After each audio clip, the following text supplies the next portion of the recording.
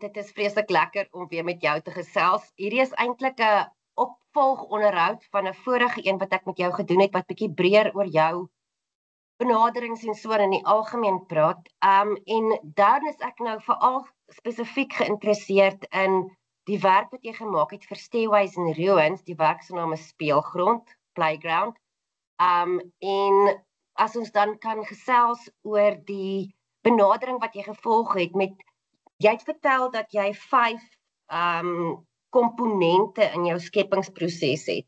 En jy het dit verduidelik as daar's 'n konsep en daar is prosesse en daar is materiale en dan is daar tegnieke en ek dink hulle is redelik verweef, maar dan kom dan die laaste ding is wat 'n mens eintlik derentyd aan moet dink is die aanbieding. So ek wil baie graag met jou gesels daaroor. Ek gaan dan net gou daai PowerPoint wat ek gemaak het om so vinnig te kyk daarna deel.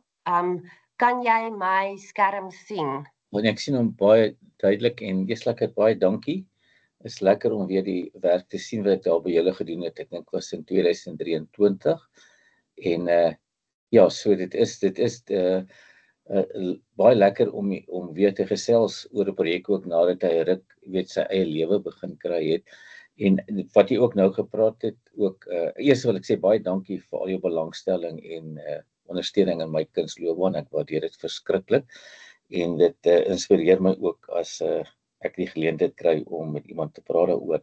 En wat ons nou gesels het ook oor die konsep en die proses, die materiaal, die tegniek en die aanbieding. Ek dink maar meeste dosente of universiteite weet uit hierdie benadering wat hulle ook gebruik met hulle studente.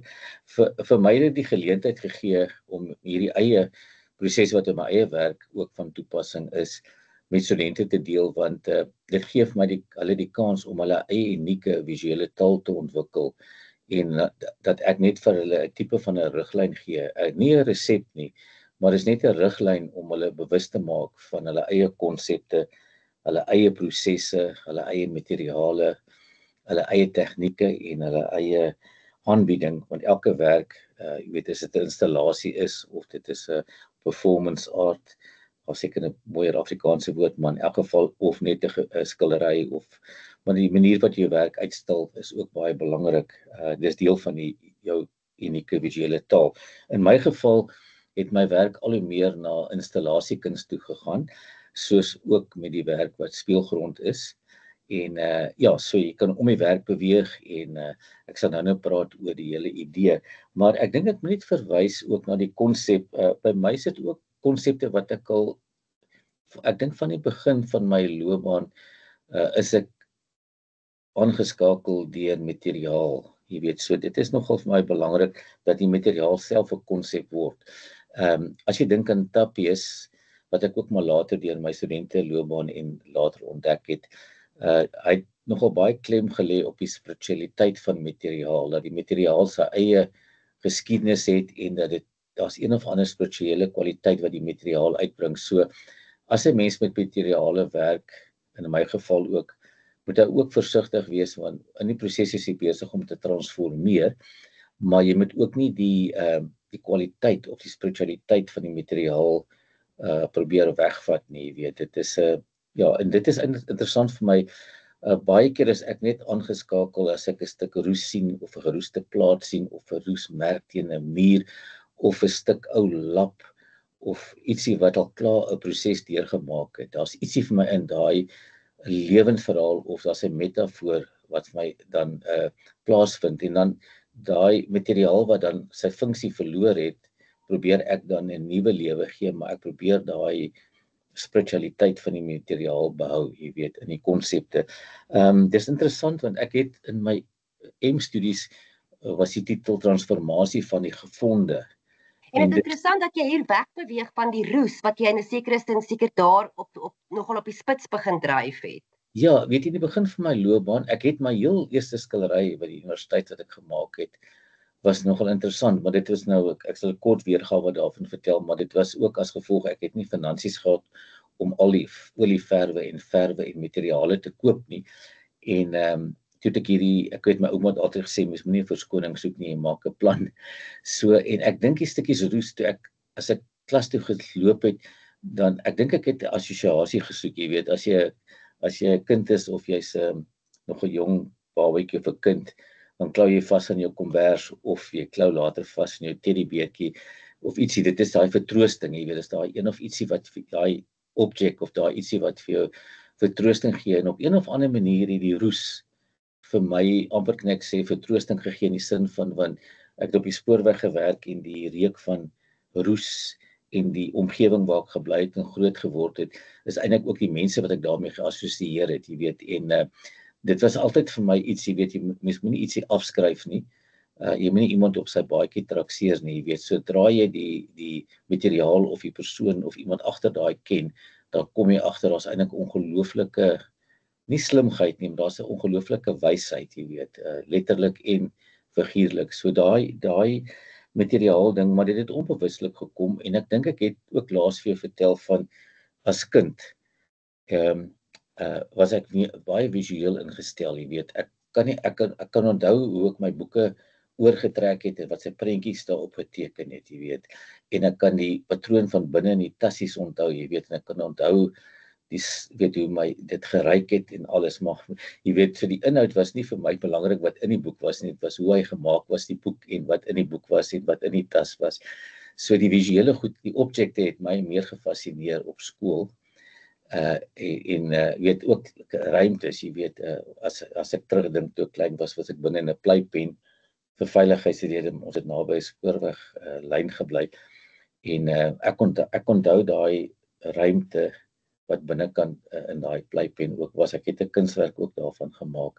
Ek sal eendag vir jou 'n foto stuur, weet ek, bietjie by Unisa gestudeer het. Maar in elk geval, om terug te keer na die materiale, so die transformasie van die materiale was nog altyd daar gewees, en in my vroeë werke ook, is interessant, daar is 'n storyboard, dis 'n werk wat ek gemaak het, ek net seker maak hierso, dit was in 1997, was deel van my M-studies, en toe ek in die weermag was, het ek, op 'n stadium was daar 'n ou kas, wat buitekant gestaan het, wat hulle weggegooi het, 'n redelike groot laaikas, en ek dink daar was in die kas, was daar altyd miskien kaarte gewees van, weet, verskillende, van, ek weet nie, maar weermagkaarte en so, wat in daai laaie was, maar die kas het daar gestaan, en hy was opgeswaal van die reën, en hulle wou hom weggooi, en vir een of ander rede het ek net van hierdie houtkabinet gehou, en toe vra ek vir hulle of ek hom kan kry, toe sê hulle ja, maar nou sit ek met hierdie kabinet, en ek kan hom nie eintlik oopmaak, want die laaie is vasgeswel van die reën,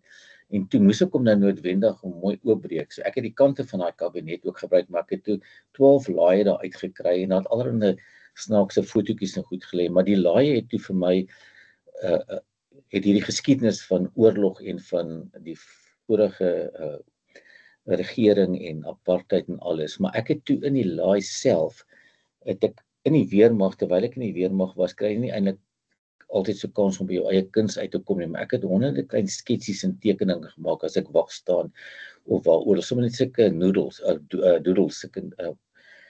en onder andere, een van die doodles wat in daai sketse was, as jy nou naby die werk is in die Sanlam, is in die Absa versameling, maar baie van die klein sketsies daar agter, het ek dan in hierdie laai, soos 'n collage begin inplak, en onder andere was daar altyd 'n strykplank, 'n skets van 'n strykplank, en ek kon nooit eintlik nou onthou, weet, hoekom hierdie strykplank nie, maar later jare, toe aan die einde van my M, toe ek begin het met die geroeste en die gevonde materiaal in die roes nou betekenis gekry het, dit was eintlik ook, ek het met roes begin werk, voluit werk.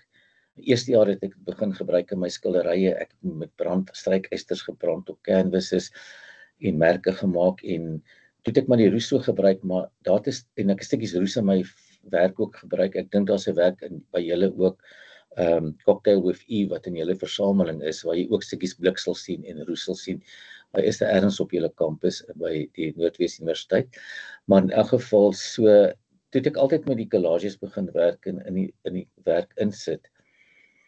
En daar het interessant twee goed gebeur, want terwyl ek nou my ma 13 dae in hospitaal was en sy is oorlede, en ek kom terug by die huis, toe staan hierdie geroeste blikke in my kamer en goed, en ewe skielik het kleur nie soveel betekenis vir my gehad nie, en die geroeste blik het ewe skielik uit die bloute vir my 'n metafoor geword.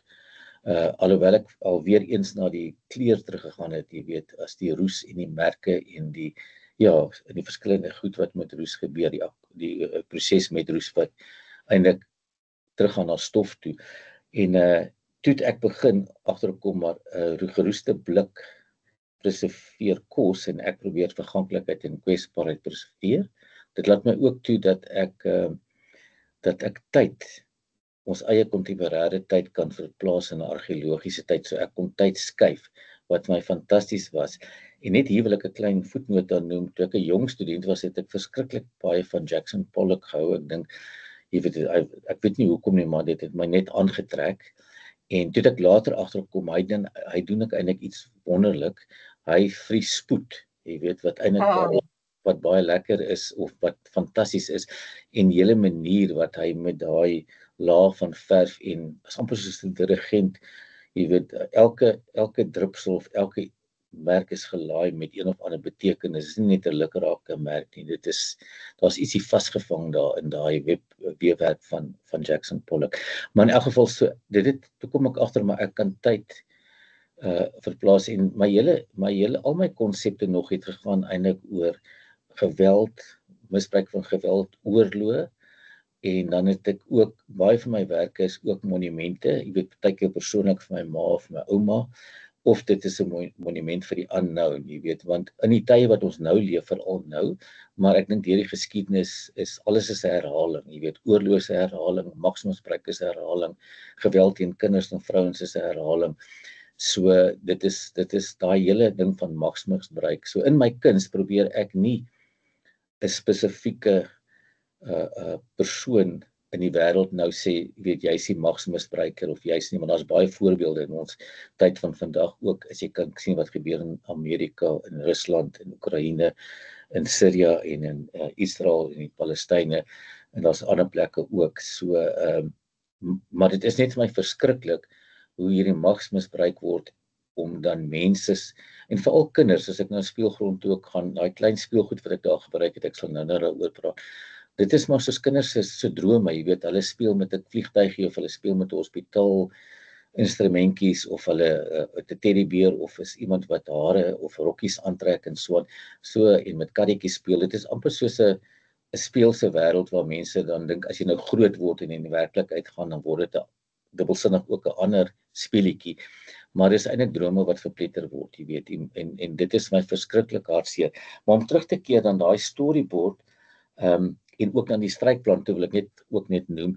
Toe kom ek agter, ek het teruggekom na my ma, toe sy nou die begrafnis en alles verby was, toe ek teruggegaan in my studio toe, en my ma snaaks genoeg het daai vroeë werk van my soos hierdie storyboard en goed gesien, maar sy het nooit die nuwe werk wat ek toe begin maak het nie, soos die Weermagsbed, Final Inspection, die reeks, want daai bed het ek gemaak net na my ma se dood, maar toe ek die strykplank maak en ek die strykplank opsit vir my toe kom opsit in die ou African Window Museum, en ek sit die ligte op hom en die skaduwees val daar, toe onthou ek 'n insident van my pa, en my pa was, ek het 21 geword, en die 6de Januarie, en ek en hy het gesels, en ek was besig om te stryk, want ek was op pad terug in die weermag, stryk jy jou eie klere goed, so ek het groot geword om my eie bed op te maak en te stryk, en toe sê hy vir my, hy het in die eetkamer gesit, en toe, dis eintlik daai tafel, is net vir jou ook nou noem, die tafel wat nou in die Sandom-versameling is, gaste, was eintlik die laaste gesprek met my pa ook by daai tafel, en daai oggendure van die 7de is hy toe oorlede, jy weet, en toe kom ek agter, toe ek my doen later, 'n klompie jare later, daar in die einde 90's, vroeg 2000, toe kom ek eintlik agter daai tafel wat ek so geteken het, en hierdie laaie, is eintlik daai gesprek met my pa wat ek gehad het, onbewuslik, jy weet, so, dit staan hy reg voor my daar, die strykplank met die hemp wat half gestryk is en ongestryk is, jy weet, ook daai paradoks, alles uit roes. Maar so, dit is kortliks, maar so in die storyboard het ek ook wel speelgoed van my kinders gebruik, jy weet, wat al begin weggegooi het, en dan het ek ook so klein televisietjie gemaak uit roes, en ja, daar in die 90's, vroeër 2000, dit was altyd nuus op TV 6uur. En daai klein televisie het ek al die binnegoed uitgehaal, is 'n geroeste televisieskermpie. En dan binnekant het ek eintlik is hy volgelaai met ou gebreekte speelgoed ook. Maar dit is ook eintlik sluit dit aan by hierdie projek, want dit was ook soos die ou babiepoppe en gebreekte karre en goed. En as ek nou daaraan dink, die goed wat in hierdie laaie is wat ek verpak het in 'n storyboard en hierdie goed wat ek verpak het binne in hierdie televisieskerm is eintlik 'n aansluiting met wat ek gedoen het met speelgrond ook.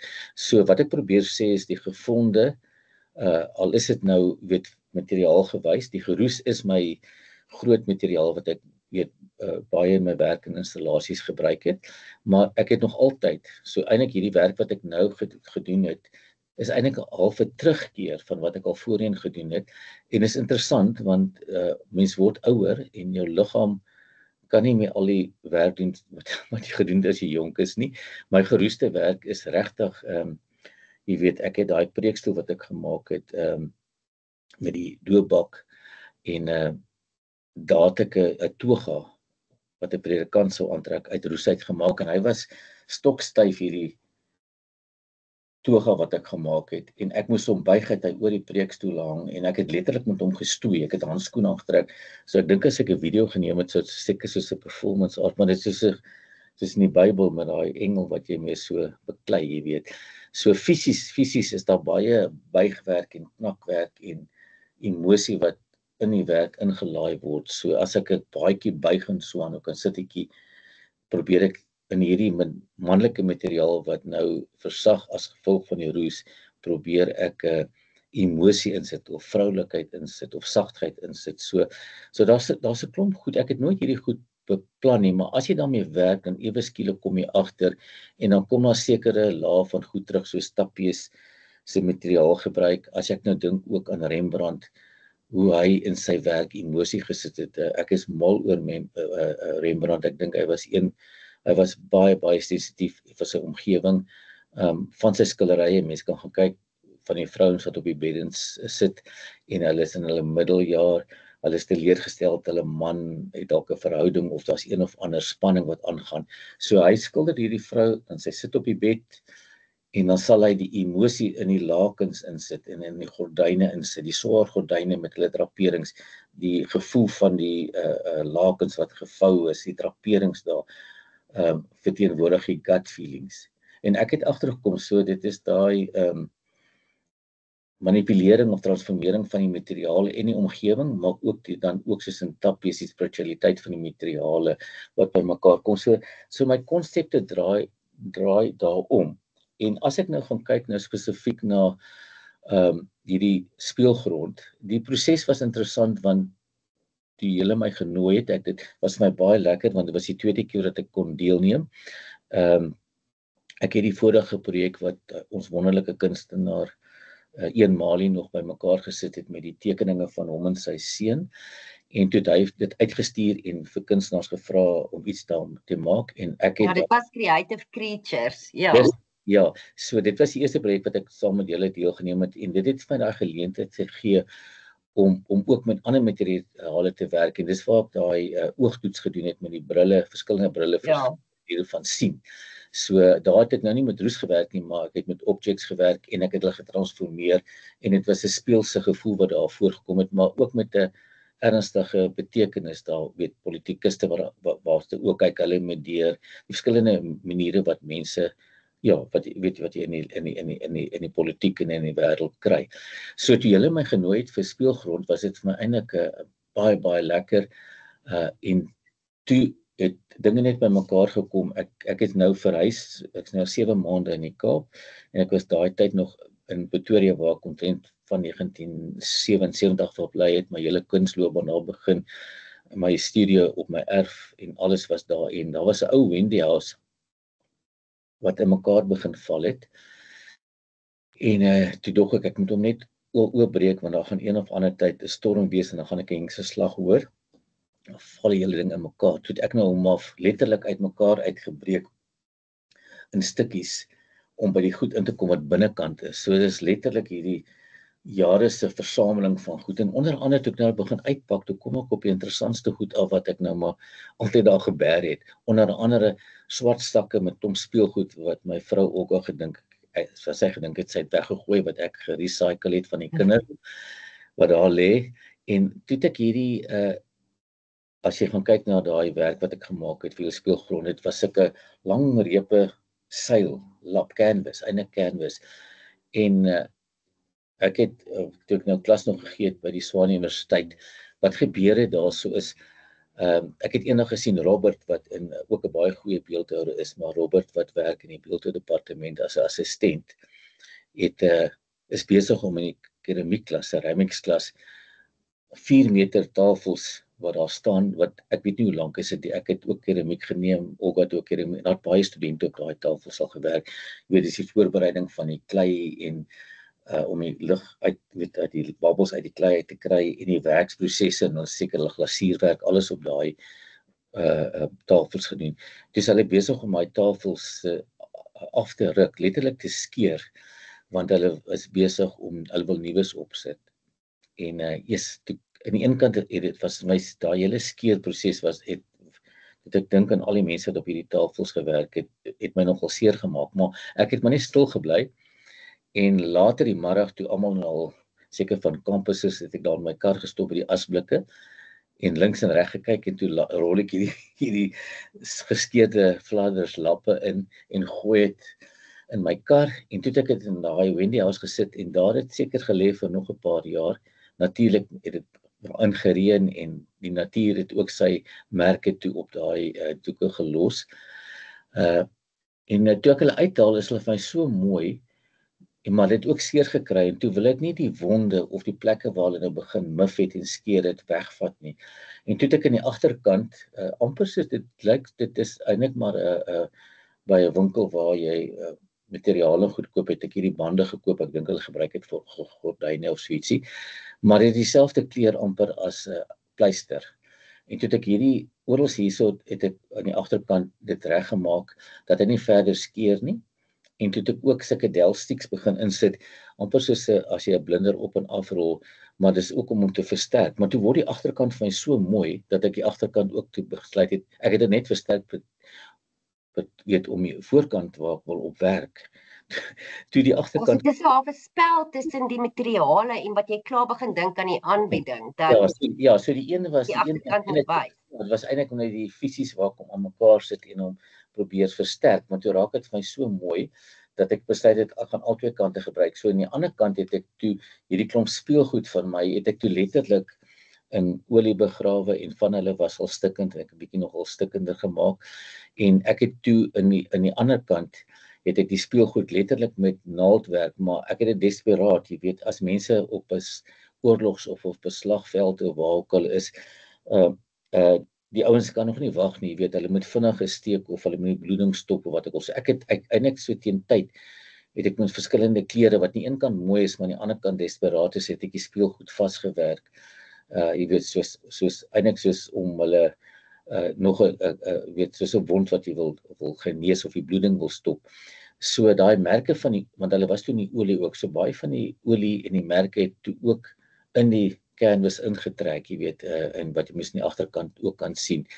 So ja, so die hele proses is toe, jy weet, hierdie bymekaar sit en al hierdie goed, weet, bymekaar kry en die materiale het, soos ek nou verduidelik het, is nou hierdie gevonde goed. Die gebrande objects soos die stoel en die ou deur wat daar aan die een kant is en die ander kant is daar gebrande speelgoedkarretjie.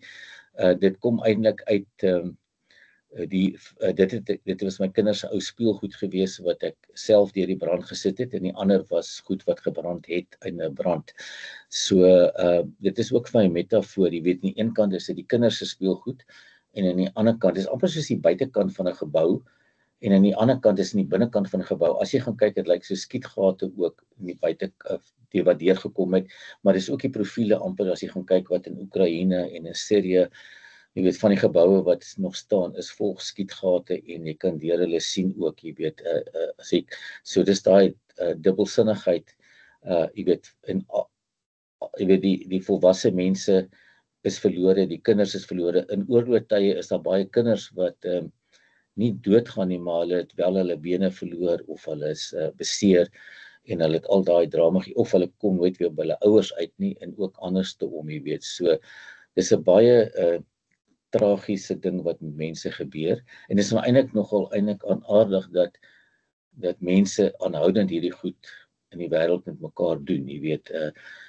En ek kan nie dink, dit is vir my verskriklik dat jy 'n speelgrond, byvoorbeeld in Oekraïne en Sirië, waar hulle kinders se speelgronde, spesifieke speelgrond of 'n hospitaal sal target, jy weet wat in elk geval teen die oorlogsreëls is, maar niemand kom dit na nie.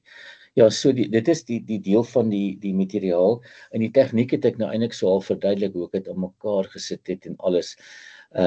Dis interessant, elke werk, so as jy gaan na jou konsep toe, jy het nou begin met die Maximus Bruik en dan gaan jy na die prosesse toe, hoe ek goed gevind het en by mekaar gekry het, vir jare gelê daar by my en hoe hulle dan skielik by mekaar kom as daar geleentheid is. En dan het ek die materiale by mekaar sit en dan begin die tegniek. En elke kunswerk wat ek maak het sy eie tegniek, jy weet, hier het ek naaldwerk gebruik, hier moes ek stokkies gebruik, ek moet dit aan mekaar sit. En daai tegniek beïnvloed ook die konsep, want eintlik uit die tegniek uit en uit die materiaal uit kom maar nuwe konsepte of nuwe lae van betekenisse onbewuslik, jy weet, so.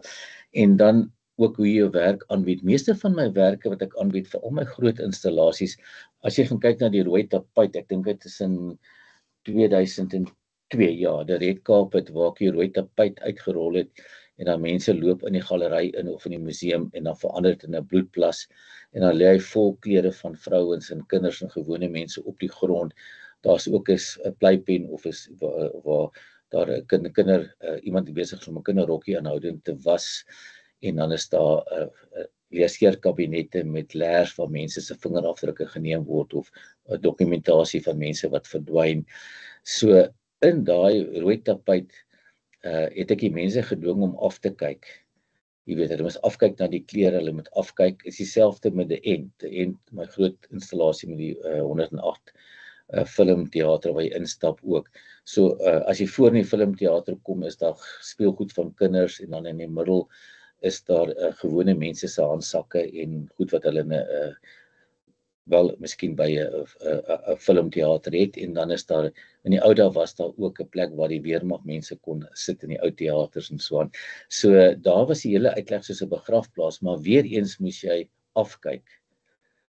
En dan as jy dink aan die werk wat ek gemaak het, die klips met die memorial muur, met die klere wat lyk of hulle gewaai het in die doringdraad ook, en jy stap op die gryspaadjie af, so daar stap jy op die grys, jy hoor die klank, op die rooi tapuit loop jy, op die rooi carpet loop jy op 'n sagte mat, jy weet, en dan hier loop jy op grys en klip, en maar dan loop jy na daai memorial muur toe, so in hierdie geval met hierdie werk ook speelgrond, alhoewel dit hang en dit die gevoel gee, word dit ook 'n tipe van 'n memorial, maar as jy kyk na die merke en as jy gaan kyk na die hang, en dit is ook interessant, die uitstalling wat jy gehad het, is ook amper soos Jacob's ladder, jy weet die leer wat jy kan opklim. Ja.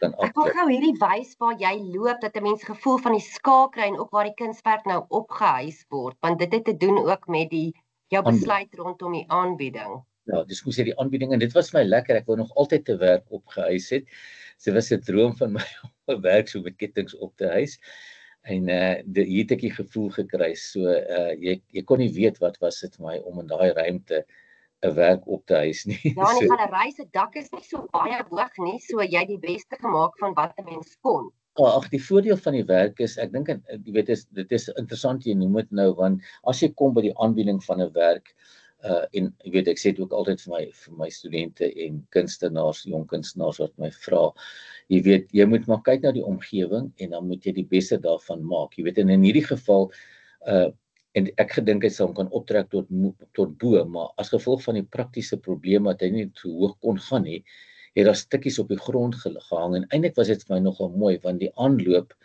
die stukkie wat op daai vou op, weet as ek dink nou aan Rembrandt se skilder, daai net die stukkie wat hy so saggies lê op die grond, dat hulle so saggies lê, dit is 'n tasbare oomblik, En dit was vir my eintlik baie lekker en so ek dink in die toekoms sal ek daai, want as ek kom lig, want 'n ander betekenis en nou net daai sagte tas tussen die vloer en dit is interessant, is 'n moeilike vloer want dit is teëls, maar Dis daai nie mooi nie, né? Ja, maar die koudheid van die vloer en jy weet dit gee daai memorial gevoel ook was my ja.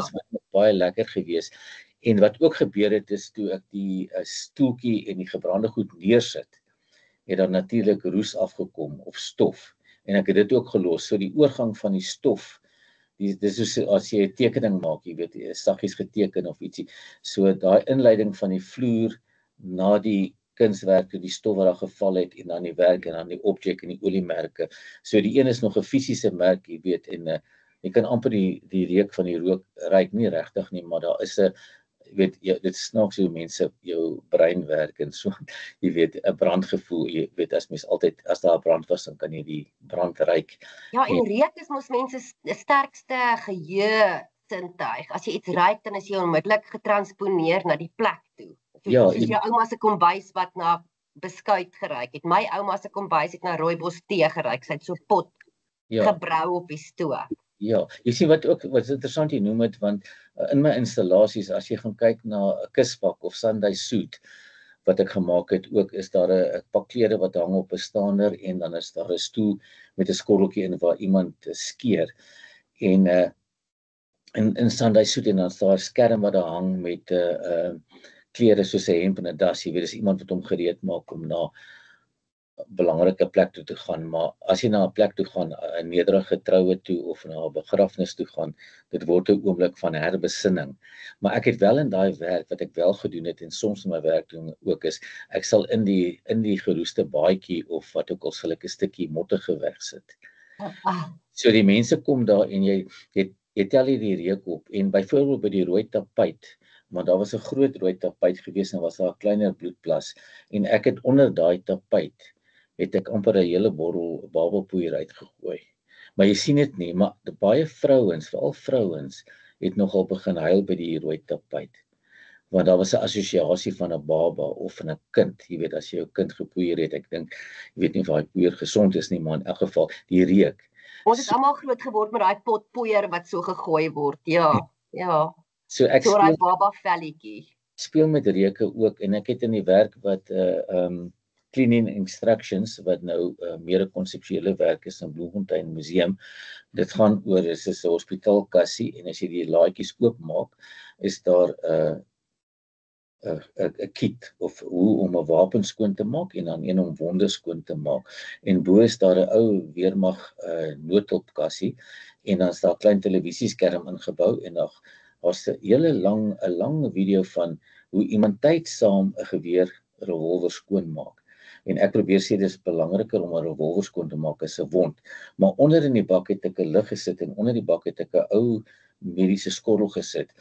En hy's vol lappies asof dit uiteindelik lappies is wat wonde genees, maar eintlik is dit 2x4, 2x4 lappies wat gebruik word om gewere skoon te maak en daar's olie aan. Maar ek het daai lappies gedoop in Dettol. So as my kliniese hospitaal en die hele werk so dis interessant wat jy dit noem. So in my installasies dit raak soos 'n filmstel sonder akteurs, maar dit is die reuk, dis die tasbaarheid, dis die dis daai goed. En dis ook as ek by die roes kom, weet daarvan van my roeswerke praat. Dis hoekom ek my werk nie ook behandel dat die roes begin blink of met 'n vernis of ek giet nie my werk in brons nie, want dis 'n direkte kontak met die kyker. Jy weet, en ek dink die roes of hierdie lappe in speelgrond of die transformasie van die gevonde is gelaai met spiritualiteit en is getransformeer om 'n ander betekenis te kry. Ja, en dit is interessant vir my ook, jou installasies is sonder mense, so dis plekhouers, klere is plekhouers, maar nou in hierdie werk, hierdie is nou maar net 'n bietjie van jou proses goed. Speelgoed is ook plekhouers. Speelgoed is dit staan in dit kan kinders se speelgoed wees, maar dit kan ook metafore vir mense wees. Stikkende mense, beseerde mense en dan natuurlik word dit meer emosioneel gelaai omdat dit kindergoed is. Ja, ek dink jy weet enige ouer of mense, jy weet daar's 'n hele kultuur geskep in die ou dae het mense vir hulle kinders speelgoed gemaak wat wonderlik is, jy weet. En daai hele dis 'n manier dink ek ook om kennis oor te dra of om mense jy weet in 'n wêreld in te lei. Ek sien met my eie kleinkinders ook, jy weet, hoe hulle met karretjies speel en kos maak en plantjies pluk en weet dit is 'n verbeeldingswêreld. Maar dis amper so 'n halwe voorbereiding vir die volwasse wêreld, jy weet. 'n pop is 'n mini-me, jy weet, so 'n pop is altyd dit is klare mense op 'n manier en ja, tussen die ander goeters dan kom maar nog betekenisse by. Nog betekenis by en ek en so jy's heeltemal reg in daai sin so hierdie speelgoed kon aan enige kind behoort het, jy weet, maak nie saak wat se nasionaliteit of waar in die wêreld nie. So die speelgoed is 'n metafoor vir kinders en ook vir die ouers wat hulle kinders probeer een of ander ware stelsel of iets gee en dan word alles in as gevolg van iemand se ego en se magsmisbruik word alles Dit gaan amper vir my terug na die konsep toe van die werk want speelgrond, dit is mos nou 'n regte speelgrond, maar is ook miskien 'n speelgrond na 'n vreeslike aanval van bomme of goed, maar dit is ook 'n speelgrond van die elite wat agter hulle lesenaar sit en goed beplan wat hulle nie self in swaar kry nie. Hulle is nie self die slagoffers nie. Dit is Ja, dis baie interessant jy noem dit want ek het 'n werk gemaak Killing Time en hy's in die UNISA versameling. En dit is 'n werk waar ek 'n gewone kantoortafel gevat het en dan staan 'n televisieskermpie ingebou en iemand is besig om papiervliegtuigies te bou wat eintlik ook maar 'n speel dingetjie, jy weet 'n speelgoed is, maar ek gebruik dit in 'n metafoor. En dan lê daar op die tafel 'n A4 geroeste metaal bladsye en dan is daar 'n groot muur wat ek gemaak het so 'n paar meter weg van die installasie af en dan is daar 'n groot massiewe hoop regte papiervliegtuie wat ek gevou het uit roes, maar hulle is so gegooi in die bord en so daar's honderde skietmerke of gate in die muur en dit is soos ek weet mense wat goed beplan en speletjies agter lesenaar speel, maar die effek wat dit op ander mense het en daai hoop vliegtuie lyk amper soos 'n hoop brommers of weet waar iemand doodgaan. So dis presies wat jy nou genoem het. En dan het ek 'n ander werk ook gemaak. Dit was my eerste werk met tegnologie in waar ek 'n ou rekenaar gebruik het waar daar 'n speelgoed of een van die eerste videogames is op hom gelaai. En die hele idee daar is ook dat oorloë wat mense sit agter skerms en hulle beplan hulle hele oorlog. Jy dink nou aan die drones wat nou gebruik ook in Rusland en Oekraïne, maar as jy dink aan die vorige oorlog wat Amerika ook gebruik het. Mense kon eintlik op 'n televisieskerm jy kon sien terwyl die oorlog plaasvind. Jy weet.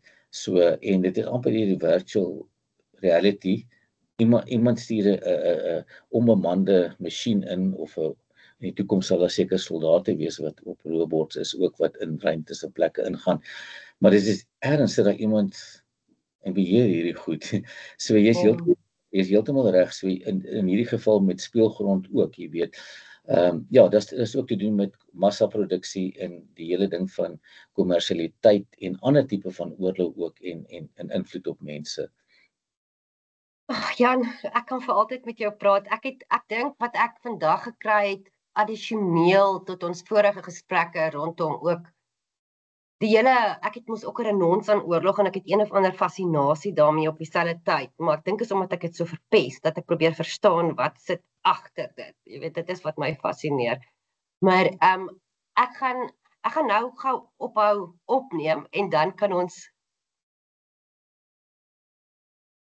het ek nou opgehou opneem. Wag net gou. Record.